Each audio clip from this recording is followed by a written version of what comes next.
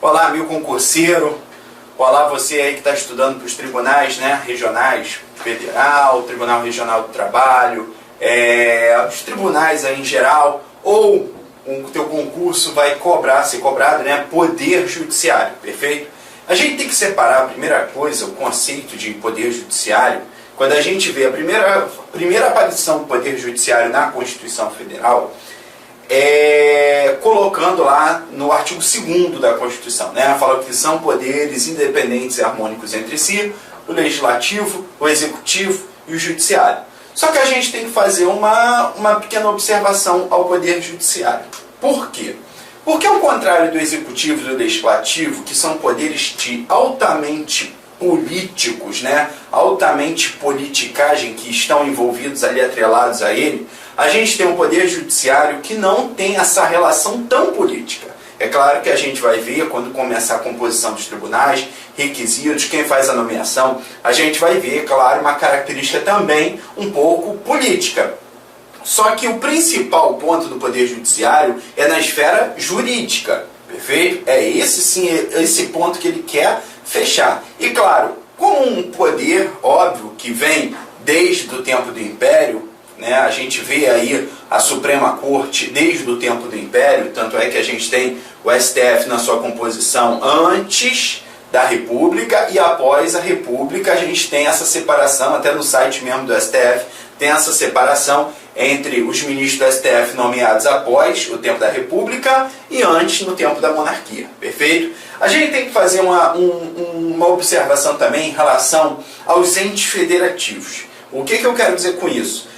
Sobre os entes federativos, a gente tem que observar que temos lá a União, os Estados, Distrito Federal e os municípios, só que a gente tem que tomar um cuidado em relação aos municípios. Eles não possuem o quê? O poder judiciário. Eles não têm na sua estrutura orgânica, né, na sua própria, na verdade, na sua autonomia de autogoverno, não temos o quê? A função jurisdicional. Significa dizer que não tem o quê? Poder judiciário. Temos o poder judiciário em âmbito federal, em âmbito estadual, em âmbito distrital, em âmbito territorial. Perfeito? Beleza? Embora a gente saiba que os territórios eles pertencem à União, então não há de se falar em autonomia desse poder judiciário junto ao território. Não vai ser autonomia do território, e sim de quem? Da União, por força do artigo 21, inciso 13 da Constituição, onde fala que compete à União organizar e manter o poder judiciário tanto do Distrito Federal, tanto dos territórios. Perfeito? Maravilha? Também temos que observar isso. Não me apresentei, saí começando a falar, né? Comecei direto na aula e acabei não me apresentando. Meu nome é professor Leonardo Favarin, sou servidor público, trabalho na Controladoria Geral do Município do Rio de Janeiro, perfeito? E a gente vai tratar aqui sobre o Poder Judiciário. Eu já comecei nesse ponto observando, falando das características do Poder Judiciário, diferente dos outros poderes, né? Do Executivo e Legislativo, que são poderes altamente políticos. E a gente tem que tomar um cuidado sobre a estrutura do nosso Poder Judiciário. Quando a gente fala em Poder Judiciário e a gente vê toda a sua estrutura atingindo os entes federativos, a gente vê uma particularidade do Judiciário, que a sua estrutura é uma estrutura nacional. Não é uma estrutura somente exclusiva daquele ente. A gente observa que, por exemplo, o Executivo em âmbito federal. O que a gente tem? O Executivo em âmbito federal, a gente tem como característica, por exemplo, o governador. Vamos pegar no estado. O governador. Ele é escolhido governador, fica lá como governador, termina o seu mandato e ele vai embora. Exatamente, governador, vice, secretário de Estado, que são de livre nomeação e exoneração. E aí você observa claramente, o executivo ele se restringe ao Estado. Não há de se falar em, e aí o governador vai em âmbito federal. Não vai ter isso. Nem o executivo, nem o legislativo. Diferente com a estrutura do Poder Judiciário, que um juiz pode ser escolhido, né, ele passa num concurso público de provas, de títulos, tudo bonitinho, para ser um juiz estadual. E aí ele vai ser promovido desembargador TJ. Depois ele pode se tornar o quê? O ministro do Superior Tribunal de Justiça, que aí já é em âmbito o quê? Federal. Mas tu não vê essa característica nos outros poderes. Você só vê essa característica primária no judiciário. Por quê? Porque o judiciário, como diz o ministro do Supremo Tribunal Federal, a estrutura orgânica do judiciário não é estrutura federal e estadual, e sim nacional. Perfeito? Maravilha? Beleza, então. A gente também tem que lembrar que o poder judiciário, a gente tratou no primeiro bloco, e a gente falou sobre o poder judiciário. A gente, quando estuda o judiciário, a gente bota o primeiro bloco falando do conceito, né? Ingresso na carreira. A gente começa falando do Estatuto da Magistratura, que é o ingresso na carreira, a promoção por antiguidade e merecimento, né? As garantias ou prerrogativas constitucionais, vitaliciedade, inamovibilidade, irredutibilidade do subsídio. A gente fala das vedações, né? Exercer advocacia, exercer atividade político-partidária, né? É vedada a acumulação de cargos, salvo uma de magistério. Então a gente vê as vedações também para os magistrados, perfeito? A aposentadoria, né? A aposentadoria mesma do artigo 40 da Constituição. Então a gente começa a falar ali da estrutura do Estatuto da Magistratura. E o segundo bloco, que é um bloco até um pouco maior, mais extenso, é a parte de tanto de composição dos órgãos do judiciário, tanto as competências. E eu acho, na verdade, que o maior problema do concurseiro é o quê? As competências, né? As competências do STF e STJ. Essas são as principais, porque na hora da prova você acaba se embananando, né? Então esse daqui é o ponto maior que a gente vai trabalhar nesse módulo de poder judiciário, beleza? Outra coisa também, o judiciário está lá no título de organização de poderes, e ele foi reservado o capítulo 3, né? Que a gente tem aí o capítulo 1 legislativo, capítulo 2 executivo, capítulo 3 do poder judiciário, perfeito? E o artigo 92, que a gente vai trabalhar aqui, que são os órgãos do poder judiciário, a gente começa a observar os órgãos do poder judiciário. E a gente começa aqui a entrar na palavra órgãos, né? O que é o conceito de órgão? O nosso poder judiciário, ele não criou pessoas jurídicas propriamente, né? Ele não fez uma descentralização, e sim uma desconcentração administrativa, né? E separou o judiciário em órgãos, perfeito? Órgãos que a gente vai, quando ver a estrutura, a gente vai trabalhar exatamente. E, na verdade, quando a gente fala em órgão, a primeira questão que você pode, e você tem que quebrar isso, quando você vê um juiz, você vai falar que ele é um órgão, perfeito? Os juízes federais são o quê? São órgãos, perfeito? Então aquela pessoa, aquele juiz é um órgão, perfeito? Maravilha? Então vamos lá. São órgãos do Poder Judiciário. Inciso 1, o Supremo Tribunal Federal. Aqui, na verdade, a Suprema Corte, né, chamada também de Suprema Corte, a gente observa que ela tem uma característica de guardião da Constituição.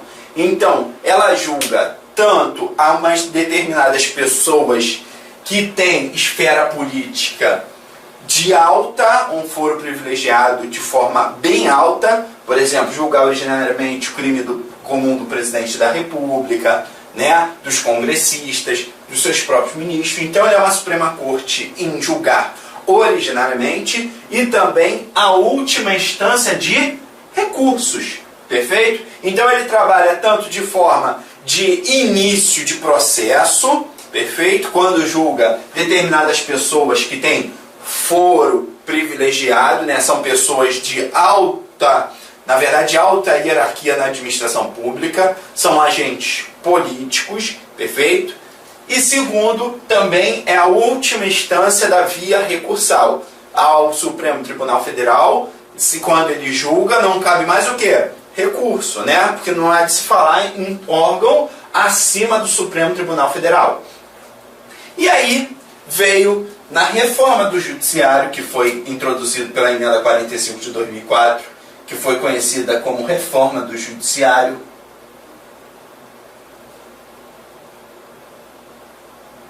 A reforma do Judiciário trouxe o Conselho Nacional de Justiça, assim como o Conselho Nacional do Ministério Público, vulgarmente chamado de CNJ e CNMP. E aí foi introduzido o Conselho Nacional de Justiça. Temos que botar uma observação aqui, a primeira observação. Embora sendo integrante da estrutura do Poder Judiciário, ele é um órgão, mesmo ele compondo, né, o Poder Judiciário, mesmo ele participando da estrutura do Poder Judiciário, ele não exerce o quê? Atividade jurisdicional, perfeito? Ele não exerce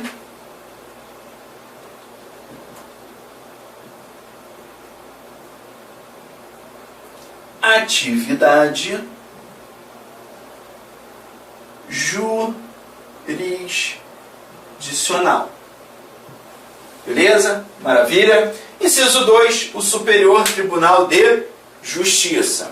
A gente vai falar sobre o STJ, vulgarmente chamado de STJ, e a gente vai ver aqui uma característica muito forte. E claro, uma característica dessa que a gente tem que separar, que o guardião da lei em âmbito federal é o STJ e o guardião da Constituição é o Supremo Tribunal Federal. Então, por isso, quando a gente começar a entrar nas competências e analisar a competência do STJ e do STF, você vai ver claramente um sendo guardião das leis e o outro sendo guardião do quê?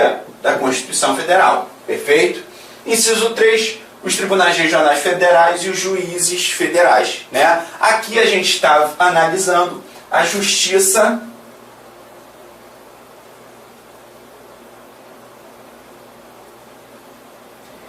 em âmbito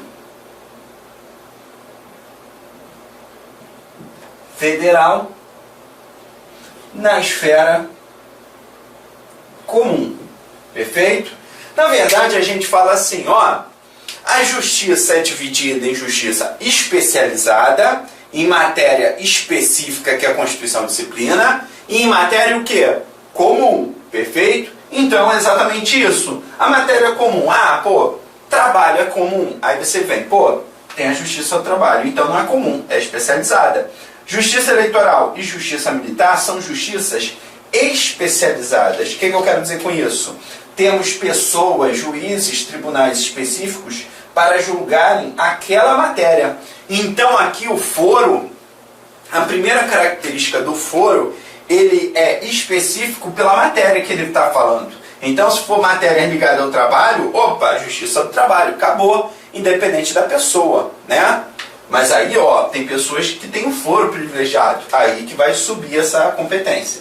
Mas em regra geral, vai ser julgado junto à justiça especializada. Se não for na justiça especializada, juízes TRF, Tribunais Regionais Federais, e os juízes o quê? Federais, que é a justiça o quê?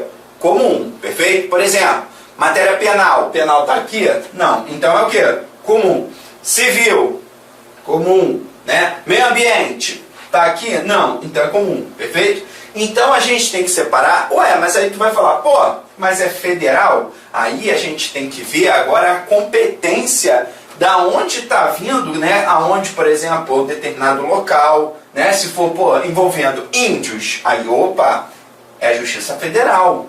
Mas se não for, tribunal e juízes dos estados, do Distrito Federal e territórios, vulgarmente chamados TJs, né? Os TJs e os juízes, tanto dos estados, tanto do Distrito Federal e tanto dos territórios, beleza? Só que lembrando, os tribunais e juízes dos estados, eles têm autonomia. Aqui é importante frisar isso. Os tribunais e juízes dos estados, eles têm autonomia, mas os tribunais do Distrito Federal, quem mantém é a União e não o Distrito Federal. Perfeito? Assim como o Ministério Público. Você observa claramente ali o Ministério Público do Distrito Federal e Território como um ramo do MPU, por força disso, né? Que é tanto a Justiça, tanto o órgão essencial à função jurisdicional, vai estar atuando aqui, tanto no Distrito Federal e tanto no território, que é mantido pela União. Perfeito? Então ele carece, de certa forma, de autonomia. Maravilha? Beleza, então. Vamos analisar agora a estrutura do nosso poder judiciário. Quando a gente vê aquela estrutura, né, que a gente estava falando, o STF no topo da estrutura organizacional, o STJ, o TST, né?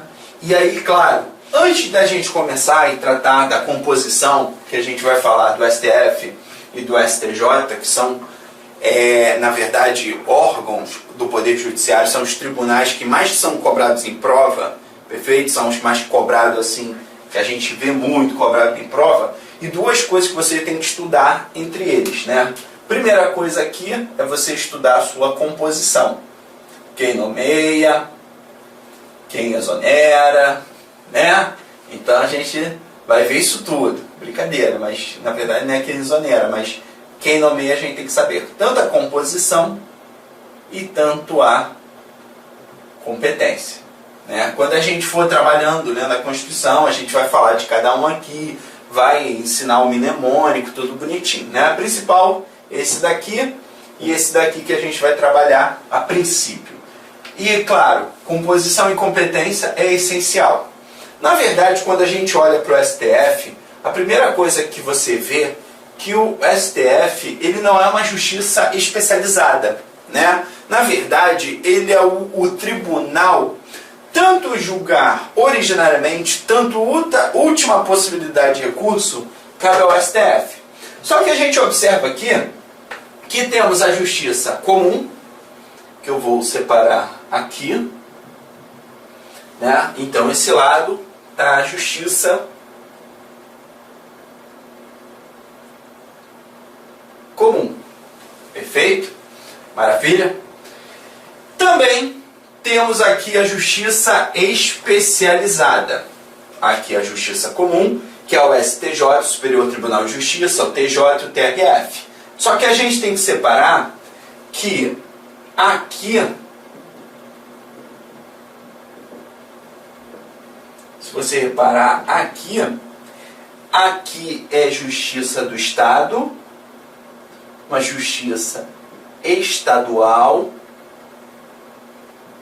e aqui é uma justiça federal. Temos que separar isso daqui, perfeito? O ingresso na carreira aqui em nível estadual e aqui em nível federal, perfeito? Então, os juízes federais, os TRFs e o STJ é justiça comum em âmbito que? Federal. Já o TJ, os juízes estaduais e os desembargadores do TJ é a justiça estadual junto à justiça o quê? Comum. Por quê? Porque entende-se doutrinariamente que o que não é especializado é comum. E aí eu te pergunto, o que é a justiça especializada? Na verdade, a justiça especializada é isso aqui. Que temos a justiça especializada junto à área do trabalho, junto à área eleitoral e junto à área o quê? Militar. Então, temos a justiça especializada. Só que os tribunais, independente se a justiça é comum ou justiça especializada, a gente tem que trabalhar os tribunais especificamente, separando-os na verdade, em níveis de ascensão, né? Até chegar ao Supremo Tribunal Federal. O Supremo Tribunal Federal é como se fosse um café com leite, guardião da Constituição, a Suprema Corte, um nível mais alto em âmbito da justiça, onde ele, na verdade, onde ele exerce, de certa forma, um poder jurisdicional em cima dos demais, né? De um pouco, claro, dessa particularidade a gente tem, óbvio. E aí, abaixo dele, vem os tribunais superiores. Então, o STJ, o TST, o TSE e o STM são chamados de tribunais superiores.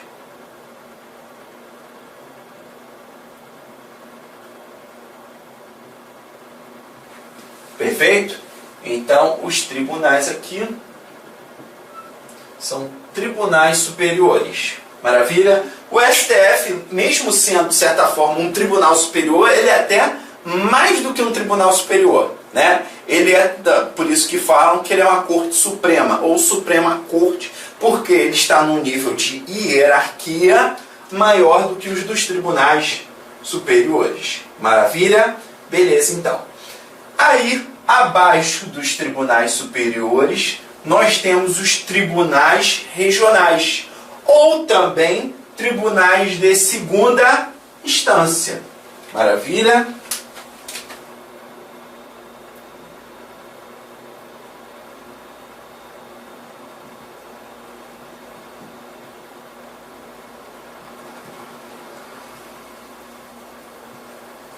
Então, os tribunais de segunda instância estão aqui.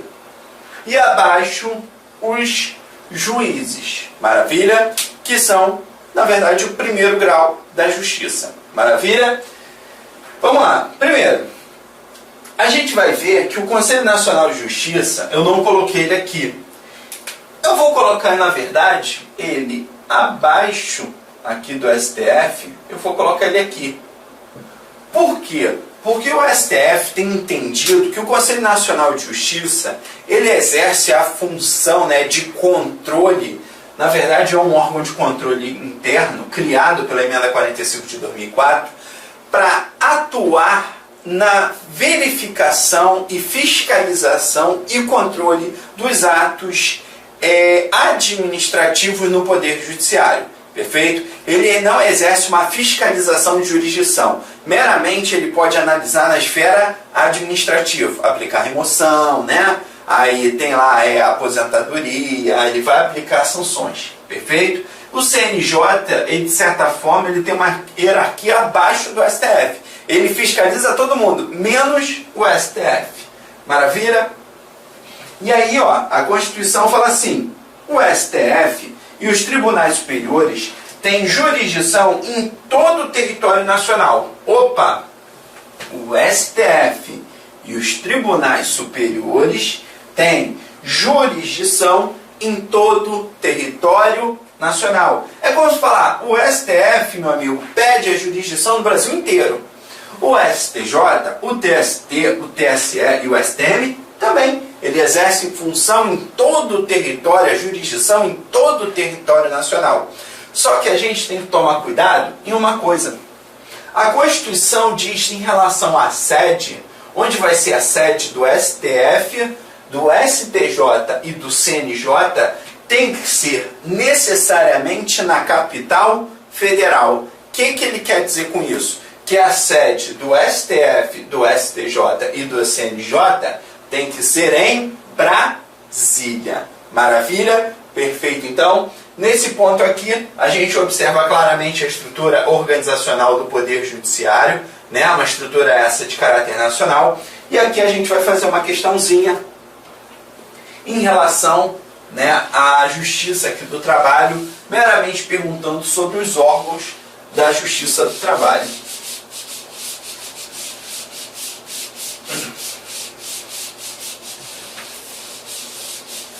Primeira questão da FCC de 2015, TRT, nona região, analista. Considere os seguintes órgãos.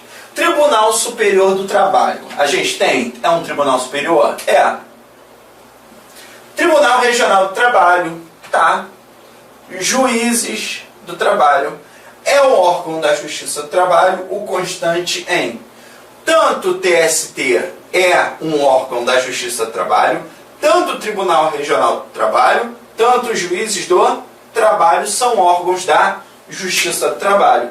Se você pegar aqui, você vê claramente o TST, o TRT e os juízes do trabalho. Perfeito? Então, essa questão aqui, resposta é letra A de amor. Maravilha? Essa questão aqui é relativamente fácil. Essa questão foi para dar mais um ponto na prova do que para excluir o pessoal, né? Essa daqui todo mundo acerta, não tem um grau de dificuldade. É claro que você pode tomar um cuidado em, será que tem o Tribunal Superior do Trabalho, né? Mas isso daqui, essa questão é bem tranquila. Na verdade, agora, a gente vai entrar no primeiro, né? Já que a gente vai começar a falar dos órgãos do Poder Judiciário, a gente vai começar a falar primeiro do Supremo Tribunal Federal, né? O Supremo Tribunal Federal, que tem uma história muito antiga, óbvio, ele veio, na verdade, até mesmo antes do tempo do Império. Antes, ele, na verdade, ele trazia o nome de Corte de Súplicas e era vinculado tanto a Portugal, né, e estava aqui no Brasil, perfeito? Ele teve essa característica primária e depois ele veio no tempo do Império, também como Supremo Tribunal Federal, só que aí já tinha uma característica de que é escolhido pelo imperador, tudo bonitinho. E depois, no tempo da República, que tivemos essa escolha do presidente da República após a aprovação do Senado. Então a gente começou a trazer essa ideia do Supremo Tribunal Federal a partir do momento do Brasil se tornar uma república, né? Porque aí a gente vê uma ideia mais de democracia, perfeito? A Constituição, no artigo 101, fala que o Supremo Tribunal Federal compõe-se de 11 ministros. Então a primeira característica do STF são 11 ministros. É isso que você tem que ter em mente. Na hora da prova, é muito corriqueiro ser cobrado assim. Ah, o STF tem no mínimo 11 ministros. Está errado. No máximo 11 ministros. Também está errado. Alguns tribunais eles têm uma particularidade de ser composto no mínimo 7, no mínimo 33. Então a gente tem que tomar cuidado com isso, perfeito? Aqui no STF é um número fixo de 11 ministros, perfeito? Maravilha, então. O Supremo Tribunal Federal compõe-se de 11 ministros, escolhido dentre os cidadãos. Primeira característica. Cidadão. Primeiro aqui, essa característica que a gente vai ter que trabalhar um pouco. Por quê? As provas hoje, qualquer vírgula, qualquer palavra, qualquer tio em cima, vai perguntar. Primeiro conceito, requisito, ser um cidadão. Então, vou botar aqui o requisito, ser cidadão. O que é cidadão para você? É pagar as contas, tá kit com erário, lava, passa a cozinha, faz comida boa. Isso é cidadão? Não, isso é prendado, né? Na verdade, o conceito de cidadão é um conceito da pessoa ser tanto um nacional, uma pessoa física e estar no gozo dos direitos políticos. Esse é o conceito de cidadão. Muitas das vezes ele aparece aqui na Constituição. Então, essa pessoa no gozo dos direitos políticos tem que ter idade com mais de 35 anos e menos de 65 anos de idade. Então, cai na prova muito essa questão da idade. Mínimo de 35 e no máximo de 65 anos. Por que isso? Vamos entender. Na verdade, quando veio a Constituição no artigo 101, esse inciso aqui, se a gente observar, ele tem uma característica muito forte ligada à aposentadoria. Já que o Supremo Tribunal Federal, eles se aposentam, esses agentes se aposentam pela mesma regra do regime próprio dos servidores públicos, que lá antes da emenda que trazia a reforma da Previdência, que aumentou a aposentadoria de 70 para 75 anos, a gente sabe que se ele entrar com 65, ele consegue ficar 5 anos no cargo, que é um requisito para aposentadoria compulsória, né? Antigamente era 70 anos, 5 anos no cargo na carreira. No caso do STF não tem carreira, então é no cargo. 5 anos no cargo. Se ele entrar com 68, não vai poder se aposentar. Então, para evitar isso, dessa saída compulsória e não poder se aposentar, eles botaram idade limite para o ingresso. Aqui é a data da nomeação. Na verdade é a data da posse, né? Nomeação não. Mas na data da posse ele tem que estar com menos de 65 anos. Perfeito? Então, é como se falasse assim, e menos de 65 anos. É como se falasse, você tem 64 anos, 11 meses e 29 dias. É como se falasse, isso é a idade máxima para tomar posse. Por quê? Depois disso, tu completou 65 anos, já não pode mais tomar posse. Porque você não vai conseguir ficar mais 5 anos no cargo para se dar a aposentadoria. Porque na data do aniversário de 70 anos, tchau.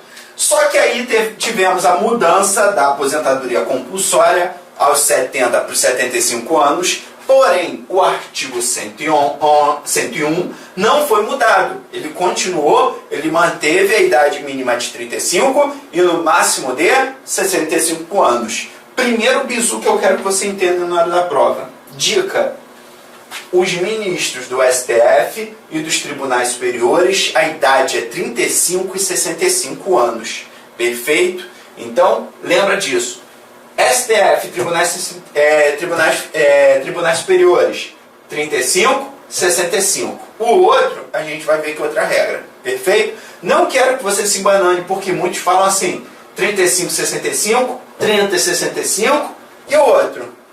Entendeu? Então, toma cuidado com isso na hora da prova. Continuando com os requisitos. Cidadão com idade mínima de 35 e no máximo 65 anos. Maravilha!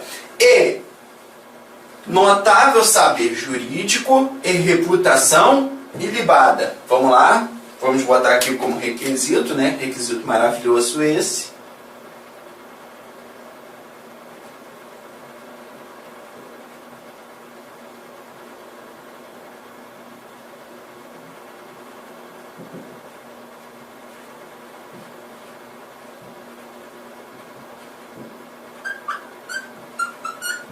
Ilibada. Olha que maravilha. Quando a gente... Temos que, primeira coisa, separar isso, né? Aqui, primeiro tópico. E segundo tópico, tá aqui. Né? Primeiro tópico. Notável saber jurídico. Quando a gente fala em notável saber jurídico, não estamos falando como sinônimo bacharel em direito, nem conhecedor de ciências jurídicas. Na verdade, quando a gente fala em notável saber jurídico, eu entendo que é muito mais que isso. Por quê? Porque para ser um ministro do STF, não basta ser bacharel em direito. O cara tem que ter títulos, o cara tem que ter conhecimento na área da administração pública, o cara já tem que ter o conhecimento vasto na área processual, né? Então, na verdade, quando a gente fala em notável saber jurídico, é muito mais amplo do que bacharel em direito. Por quê? Porque falam assim, a Constituição, quando colocou notável saber jurídico, ela não botou bacharel em direito, porque não precisa ser. Realmente, não está expresso que tem que ser bacharel em direito.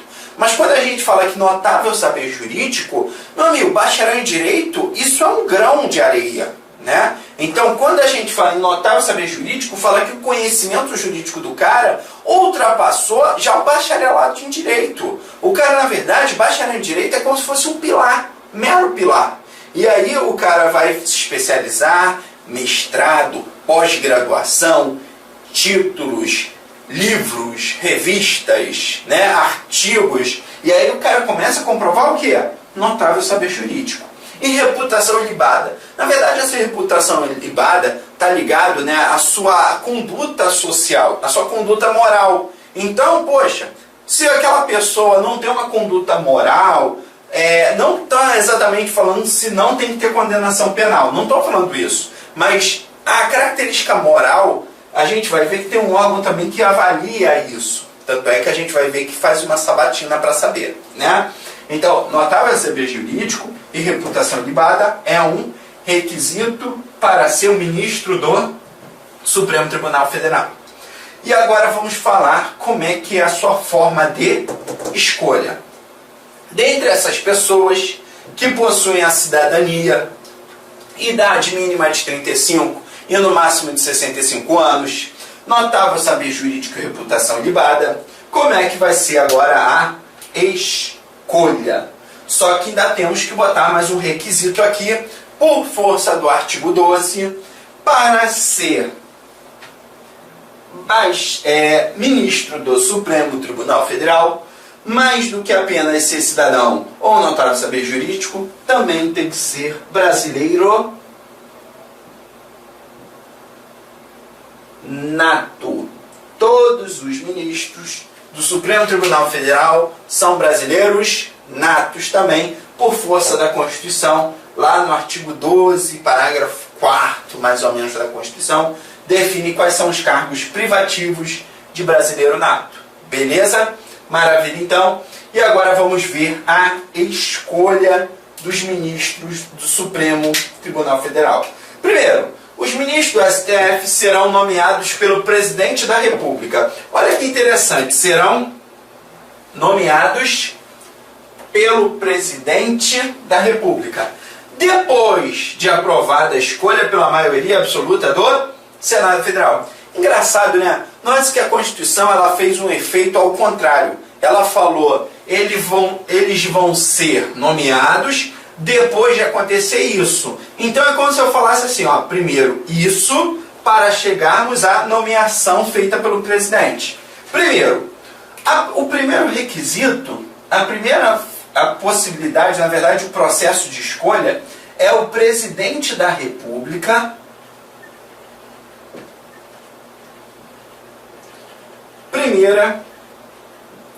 é o presidente da República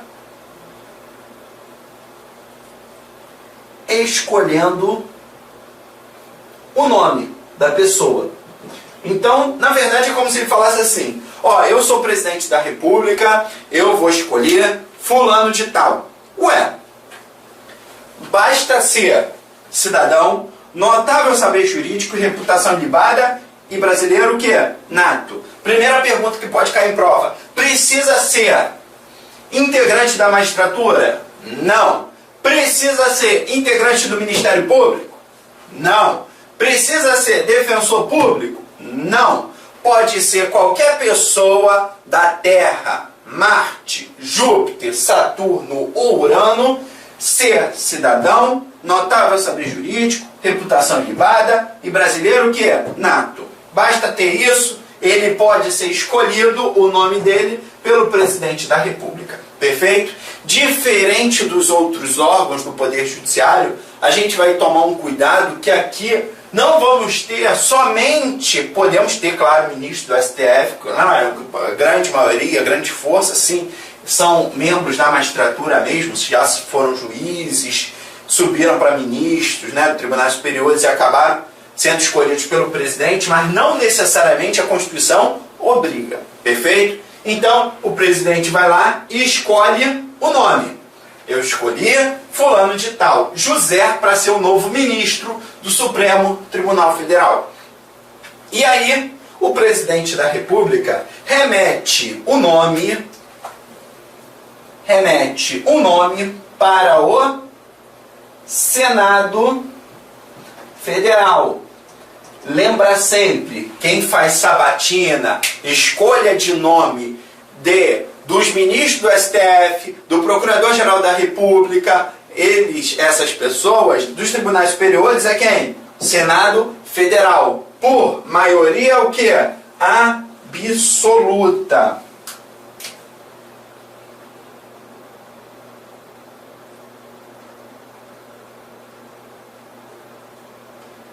Perfeito? Então temos aqui o Senado Federal por maioria absoluta para aprovação do nome. Se não chegar a essa maioria absoluta, não vamos ter aprovação do nome, o presidente da República vai ter que escolher o quê? Outro. Aqui nesse momento o Senado Federal ele recebe o currículo do cara para ver se ele tem realmente um notável saber jurídico e reputação ilibada. Então, essa parte aqui é verificada propriamente pelo Senado Federal. Onde tivemos na nossa história um ministro do Supremo Tribunal Federal, Barata Ribeiro, que ele era médico. E aí o Senado Federal analisou e viu que ele não tinha o quê? Notável saber jurídico. Com isso, não aprovou o nome dele para compor a Suprema Corte. Maravilha? Perfeito. Então, o Senado Federal, após fazer essa sabatina, fazer perguntas mesmo àquela pessoa, né, para ver se ele vai ser ministro do STF, o candidato a ministro do STF, e aí o Senado aprovou o nome, é enviado de volta ao presidente da República para fazer o quê? A nomeação. Então, a nomeação feita pelo presidente da República. Não tem mais quadro aqui não, mas escreve aí no seu caderno. O presidente da República é que vai fazer a nomeação. Por quê? Porque o Senado Federal aprovou o nome por maioria absoluta em votação secreta. secreta, beleza? Arguição pública e votação secreta para a escolha de ministro do Supremo Tribunal Federal. Beleza? Maravilha? Duas perguntas que eu quero fazer aqui. Quem dá a posse para o novo ministro do STF? Note-se que a nomeação é quem? O presidente da República. Nomeação e posse é a mesma coisa? Não. Nomeação, o presidente da República coloca o nome dele, nomeado ministro do Supremo Tribunal Federal. Nomeado, pode tomar posse? Pode. Mas pode não tomar? Também pode, né? Se ele não quiser ser ministro do STF, né? Vai falar assim, não quero essa bosta não. Quero ser advogado, né? Quero ser advogado tributarista, né? Olha que maravilha, então vai ganhar milhões. Então não quero ser ministro do STF. Então, nesse caso, o que vai acontecer? Foi nomeado, a nomeação se tornou sem efeito, porque ele não tomou posse. A pergunta é, aonde ele toma posse? Letra A, no Congresso. Letra B, no Senado. Letra C, no próprio Supremo Tribunal Federal. Então, os ministros nomeados pelo presidente, eles tomam posse junto ao Supremo Tribunal Federal, junto ao presidente do Supremo Tribunal Federal. É como se falasse assim, o presidente do Supremo Tribunal Federal dá a posse ao novo nomeado pelo presidente da República.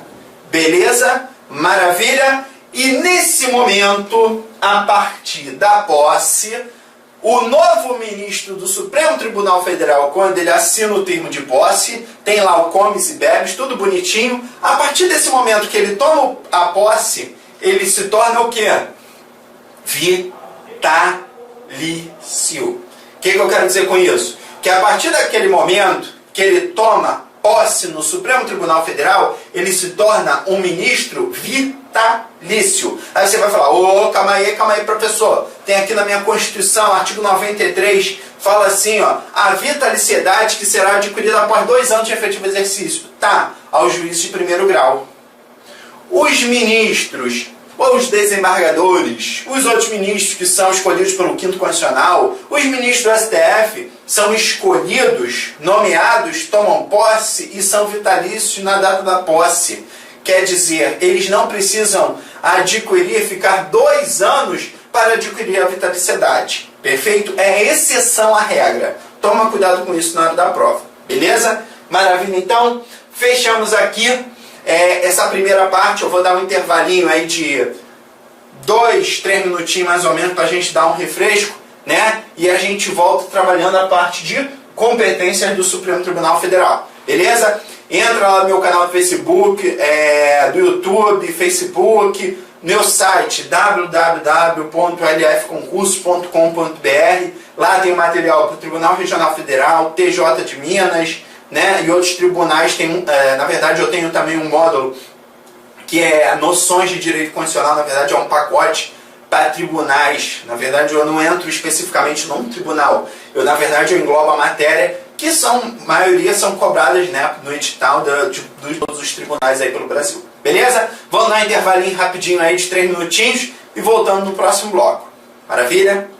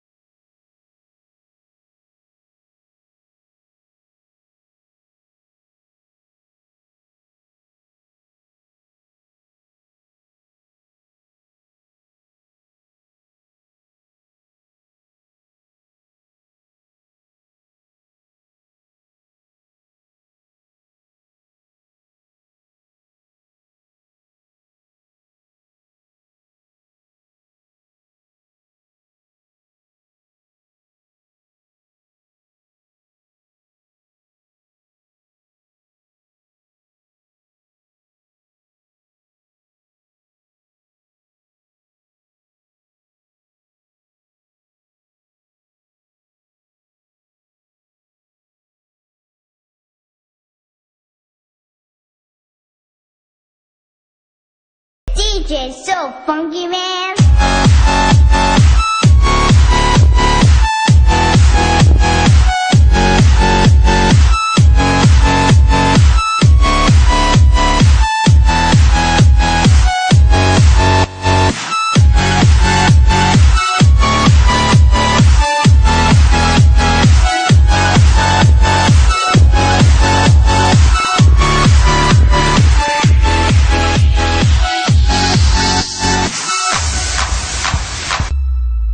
DJ so funky, man.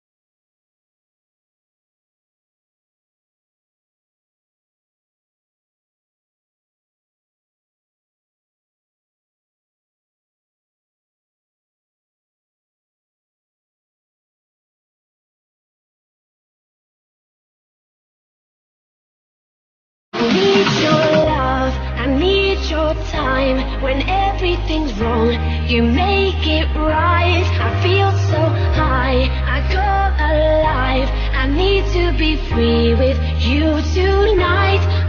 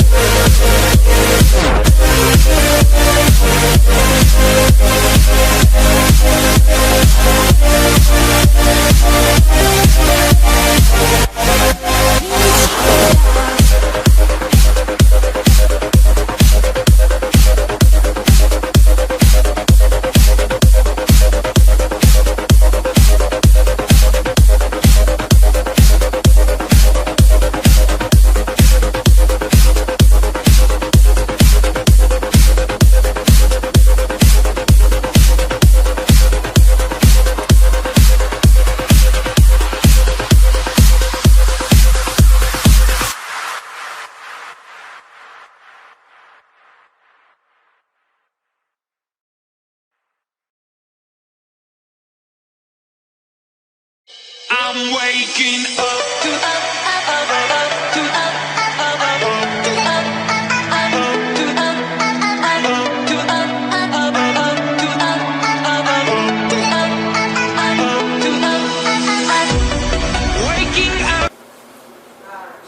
Voltamos aí, amigo. Vamos agora trabalhar.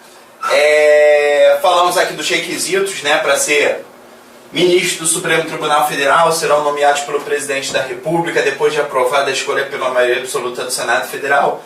Tem que lembrar, isso daí tem que estar no sangue, né? Os requisitos para ser ministro do STF: ter que ser cidadão, 35, menos de 65 anos, ser brasileiro nato, notável saber jurídico, reputação ilibada. Perfeito? Maravilha.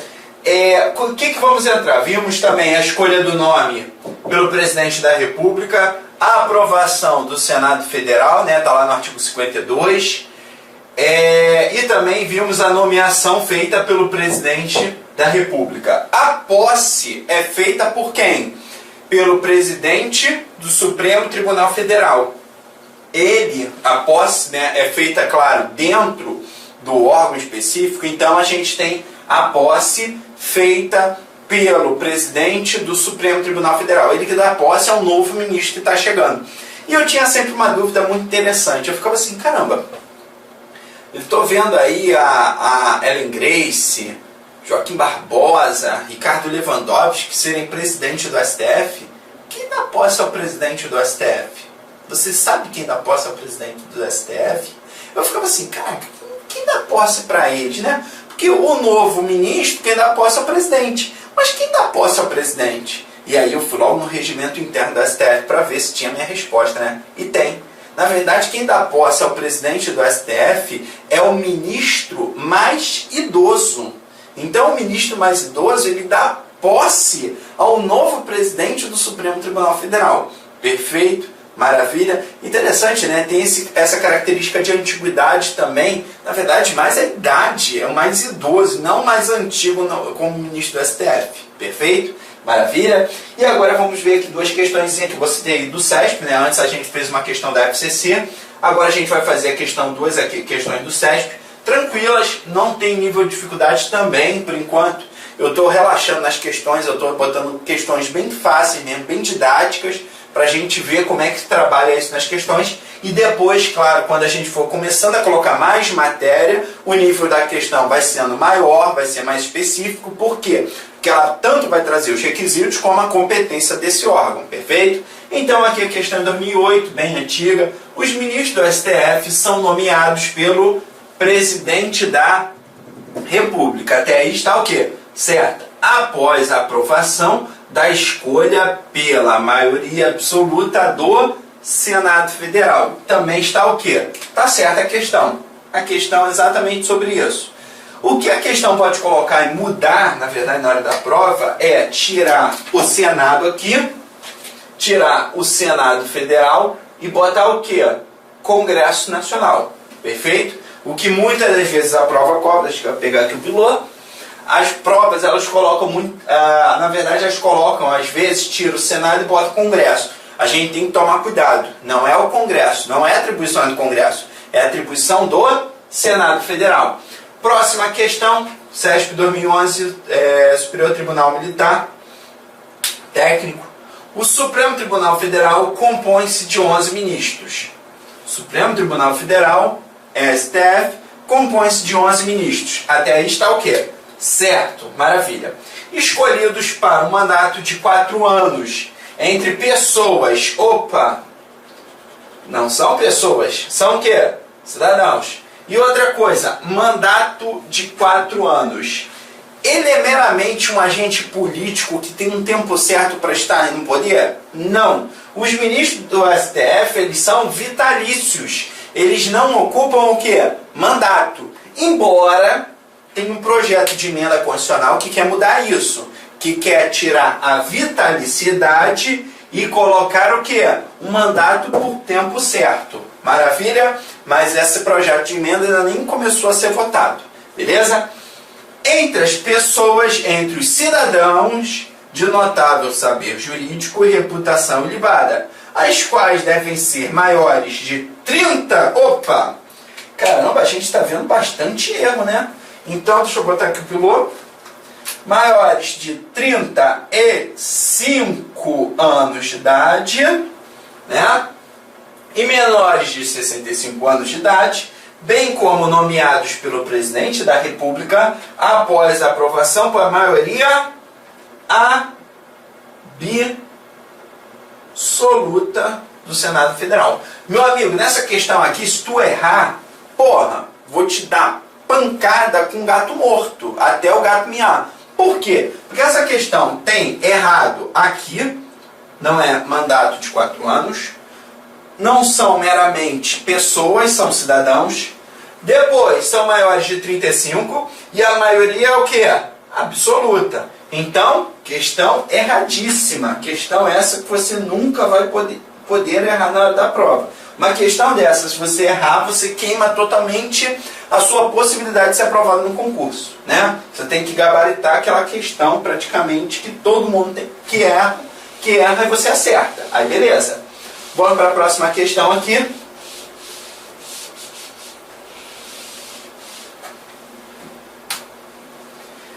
Uma questão interessante envolvendo idade, né? E aí, claro, questão da FCC de 2012. As amigas Helena, com 33 anos de idade, Sofia, com 39 anos de idade, e Sara, com 66 anos de idade, e Débora, com 62 anos de idade. Primeiro eu tenho que separar, né? Então, Helena, Sofia, Sara, Débora. Então a gente separa aqui, né? São advogadas renomadas, de notável saber jurídico e reputação ilibada. Nossa, a prova mesmo já coloca as características para ela, né? De acordo com a Constituição Federal Brasileira, poderão ser escolhidas para compor o Supremo Tribunal Federal apenas. Essa questão aqui, essa questão, de certa forma, vamos aqui falar bater um pouquinho sobre ela. Essa questão, na verdade, ela está mal formulada. Por quê? Porque são apenas requisitos a idade e notável saber jurídico e reputação ilibada. Tem que também trazer se elas são, o quê? Brasileiras. Tem falando aqui, vamos lá, advogados renomados, notável saber jurídico e reputação ilibada. Não tem falando que elas são brasileiras, já começa por aí. Mas, vamos dizer que todas são brasileiras. Vamos ver o que são, na verdade, quais são que podem compor o Supremo Tribunal Federal. Primeira coisa que a gente tem que separar é a idade. Tem que ter isso, ó. E menos de 65. Vamos lá. Primeiro, Helena, 33 anos, pode compor o STF? Não. Então, corte Helena. Sofia, com 39 anos de idade, pode compor o Supremo Tribunal Federal? Pode. Então, vamos botar aqui. Sofia é a primeira advogada que pode ser escolhida pelo presidente da República após a aprovação do Senado Federal por maioria absoluta, né? E nomeada pelo presidente da República, aí que vai compor o STF. Então, Sofia pode. Sara, 66 anos, pode? Não. Ultrapassou a idade máxima para o órgão, né? Então, não vai poder. E Débora, com 62 anos de idade, pode? Pode. Então, bota a Débora lá. Perfeito? Com isso, a gente tem Sofia e Débora, as únicas duas que vão poder compor o Supremo Tribunal Federal. Então, a resposta é letra A. Tranquilo? Maravilha? Dificuldade?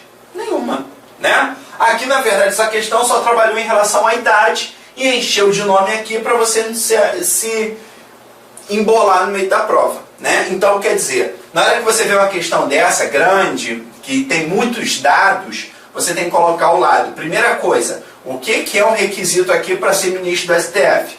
Colocou. Aqui praticamente está falando de idade. Não falou nada mais. Todas têm notável saber jurídico e reputação ilibada. Então, separou. São advogados. Então, bacharelado de direito já tem. E aí está perguntando o outro requisito. Idade.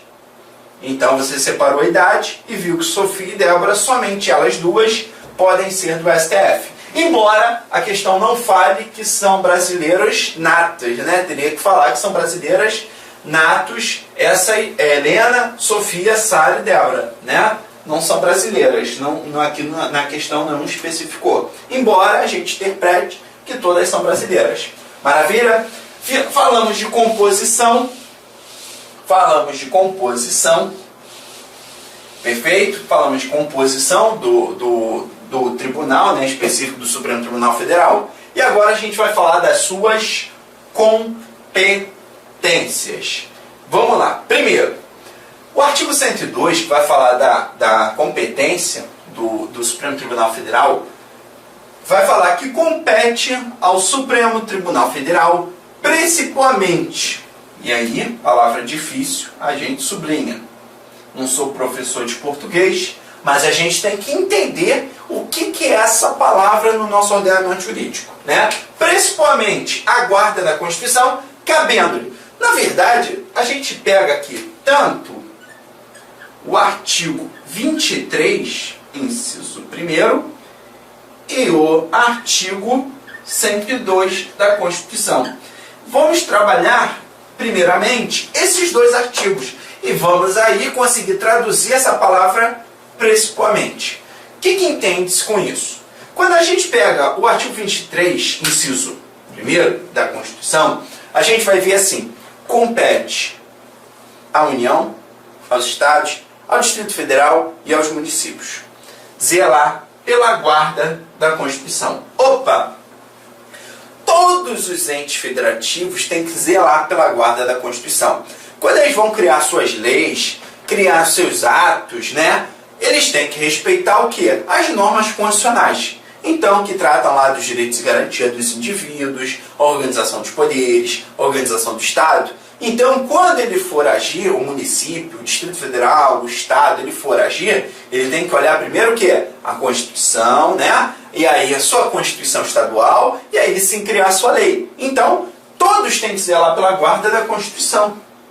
Só que aí, o artigo 102 fala que compete ao STF, principalmente a guarda da Constituição. É como se falasse, olha só, a guarda da Constituição é de todos. Só que o guardião mesmo da Constituição, na sua esfera jurídica, é o STF. Então, hoje, essa palavra, principalmente, significa que o guardião, de forma direta, é o Supremo Tribunal Federal. Mas todos os entes têm que zelar pela guarda da Constituição. Maravilha? Beleza, então? E aí vem, ele faz exatamente essa proteção constitucional por meio das suas competências. A gente tem que observar que a primeira característica dessas competências, que estão previstas no artigo 102, são competências no rol de forma taxativa. Perfeito? Maravilha? O Supremo Tribunal Federal já indeferiu vários processos que falou que não estão previstos no ordenamento que disciplinam quais são as competências do STF. Por isso, não pode se colocar para o STF. Por quê? Porque o que não está previsto ali não é dele, né? Que na verdade o que está previsto ali é dele. Não está previsto, não é dele. Então ele tem a competência que está lá é de forma taxativa. Se não está expresso, não é a competência do STF. Maravilha? E aí a gente observa o primeiro inciso. Que aqui eu não estou trabalhando ainda nas competências. Eu estou falando quais são as possibilidades, né, das competências dele. Primeiro, processar e julgar originariamente. Significa que aqui ele exerce a única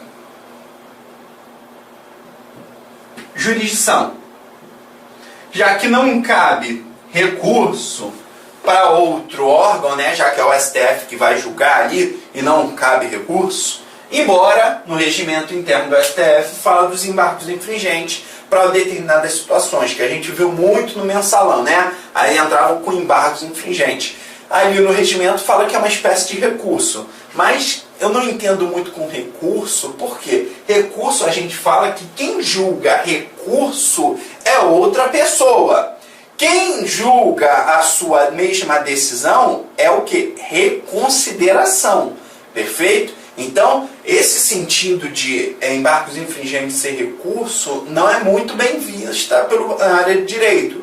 Por quê? Se eu pego um processo e eu julgo, e esse processo volta para mim rejulgar como recurso, não tem cabimento. Eu faço uma reconsideração do meu ato, mas o recurso é para outra pessoa, beleza? Em regra, a primeira instância é um juiz que julga, cabe recurso para uma decisão de um órgão, né, colegiado, perfeito?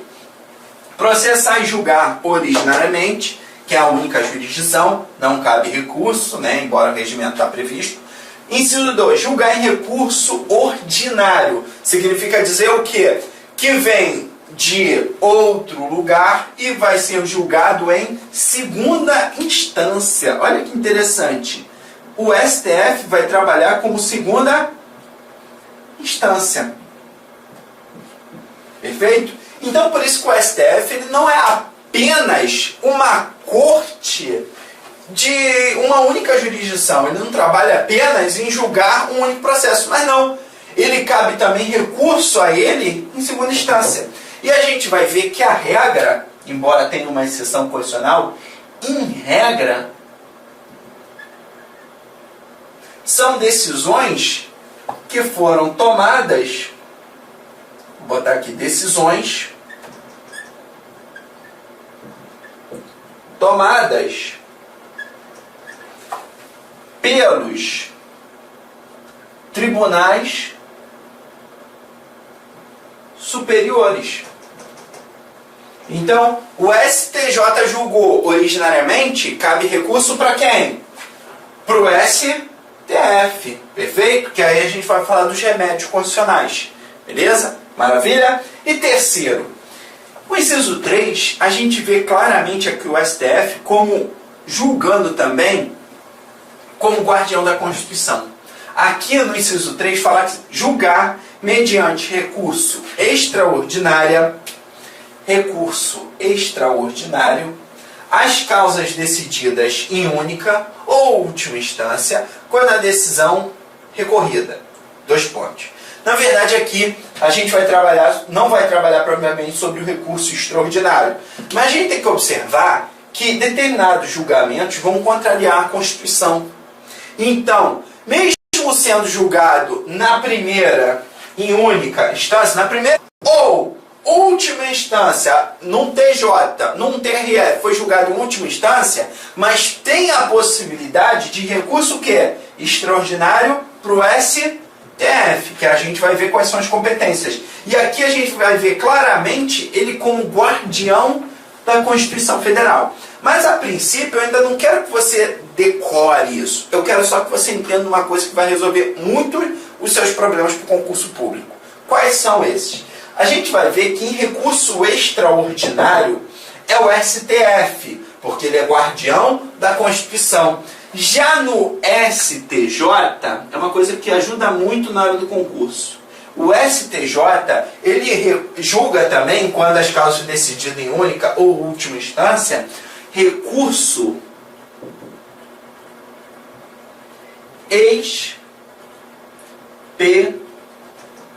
especial. Maravilha? Então eu só quero que você, a princípio, você analise o recurso extraordinário, que é decidido, na verdade, não como primeira ou segunda instância, mas sim ele vem de um outro tribunal que julgou em única ou última instância, um juiz ou tribunal, e quando a decisão for recorrida, aí 2 pontos que eu deixei em stand-by, que a gente vai ver que é o caso de recurso extraordinário. Beleza? Só que o recurso extraordinário precisa de uma autorização do STF para entrar com esse recurso extraordinário. Beleza, gente? Maravilha? Só isso que a gente vai trabalhar aqui. Na verdade, eu vou primeiro aqui falar da competência originária do Supremo Tribunal Federal. A gente vai começar aqui na STF, né? No próximo bloco, a gente vai continuar trabalhando, beleza? Já agradeço aí a você que assistiu aí, participou. Muito obrigado a você que compartilhou aí pelo Facebook, tudo. Eu vi muita gente compartilhando, agradeço demais. Isso é importante mesmo, no momento que o Brasil está num problema difícil, né? Numa situação um pouco difícil, política, econômica, social, tudo. Então eu preparei esse aulão mesmo específico até para quem está fazendo TRF, TRE, TJ, né? Então, isso daí é importante para as pessoas até mesmo que não têm a possibilidade ainda, por estar com a dificuldade econômica mesmo, continuarem tendo fôlego para fazer concurso público, que isso é muito importante. O concurso público ele tem um valor social muito grande, perfeito? Então, eu agradeço, poxa, você, eu vi muita gente pelo Facebook, eu vou agradecer pessoalmente, vou mandar mensagem pessoalmente hoje, beleza? Agradeço demais, demais mesmo, todo mundo que participou, beleza? O STF, eu só vou pegar aqui essa competência originária, porque, pô, só de falar nessa linha A, que a gente começa a julgar, processar e julgar originariamente, só nesse primeira linha A aqui, a gente já tem muito pano para manga. Por quê? Porque aqui nessa competência originária do STF, em julgar em única instância, ele julga e não cabe recurso para ninguém, porque ele é o guardião da Constituição. É a famosa ação direta de inconstitucionalidade, de lei ou ato normativo federal, estadual, ou ação declaratória de constitucionalidade. Interessante, né? Por quê? Quando há um questionamento de isso daí é inconstitucional, ou isso daí é constitucional, o que a gente vê claramente? O STF sendo o guardião da Constituição. E ele, somente ele, vai dizer definitivamente se aquele ato ou lei é inconstitucional ou constitucional.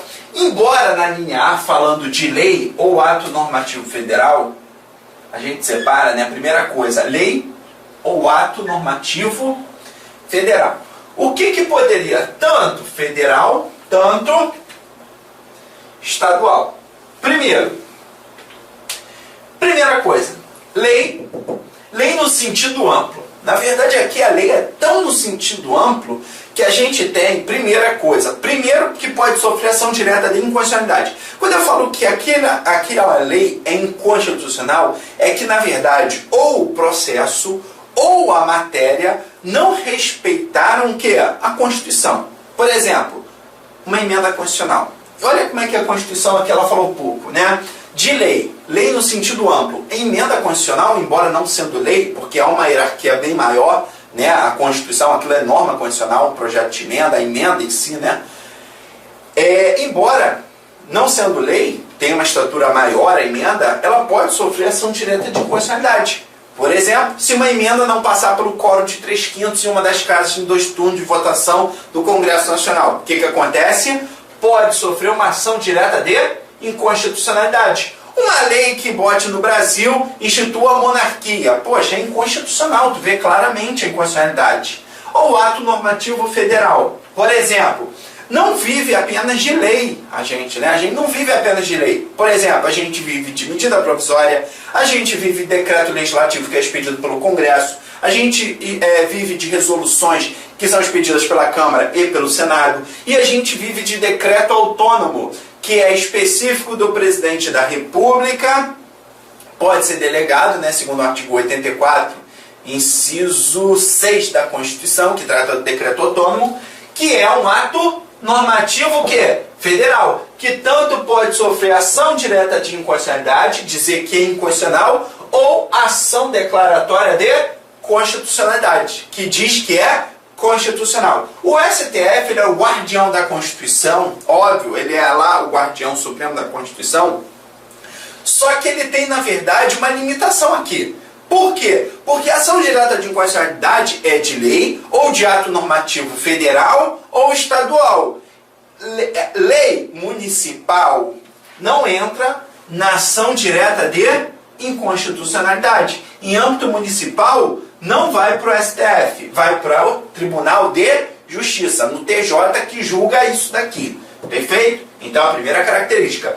O artigo 103 vai falar quais são as pessoas que podem propor ação direta de inconstitucionalidade ou ação declaratória de constitucionalidade. Porque o Supremo Tribunal Federal ele é um órgão do judiciário que fica lá paradinho, assim, esperando alguém que tocá-lo. E ação direta de inconstitucionalidade são pessoas legitimadas específicas que podem ingressar com essa ação. Não é qualquer pessoa. Maravilha? Então vamos lá, ó. presidente da República, mesa da Câmara, mesa do Senado, mesa da Assembleia Legislativa e da Câmara Legislativa Distrital, governador do Estado do DF, PGR, Conselho Federal da Ordem dos Advogados do Brasil, partido político com representação no Congresso Nacional e confederação sindical, entidade de classe de âmbito nacional. Perfeito? Eu falo muitas vezes para os alunos assim, quem pode propor ação direta de constitucionalidade? Presidente da República. 3 mesas. Governador, PGR, Conselho Federal da OAB, partido político com representação no Congresso e confederação sindical e associações, entidade de classe de âmbito nacional. Maravilha? Perfeito. Então, essas que podem entrar com processos de ação direta de inconstitucionalidade frente ao STF, de lei ou ato normativo federal ou estadual. Beleza? Maravilha? Fechamos aqui esse aulão. Espero que você tenha gostado. A gente começou, praticamente falando só do STF, só no primeiro tópico ainda, Mas a gente vai ainda trabalhar mais. Espero que, claro, estou passando essa primeira parte aí para vocês. Peguem meu material, estudem bastante com ele. Vou marcar um próximo aulão aí depois. Beleza? Agradeço muito aí a participação de todos. Pode me mandar mensagem no Facebook, estou à disposição, sempre aberto a diálogo. Espero aí que esteja, claro, ajudando ao máximo possível aí para sua aprovação, para conquistar seus sonhos. Assim, claro, como viu várias pessoas, vários concurseiros mesmo, estudando e conquistando seus sonhos. Até eu também, já muito concurseiro. Hoje sou concursado, mas também ainda continuo como concurseiro, Sempre em frente a uma banca de jornal, olha a folha dirigida, olha tudo, entra em site de concurso, tudo bonitinho, Infelizmente esse daí é praticamente um pacto com o diabo, brincadeira. Mas na verdade a gente vive disso, A gente respira isso e, claro, você começa a ver que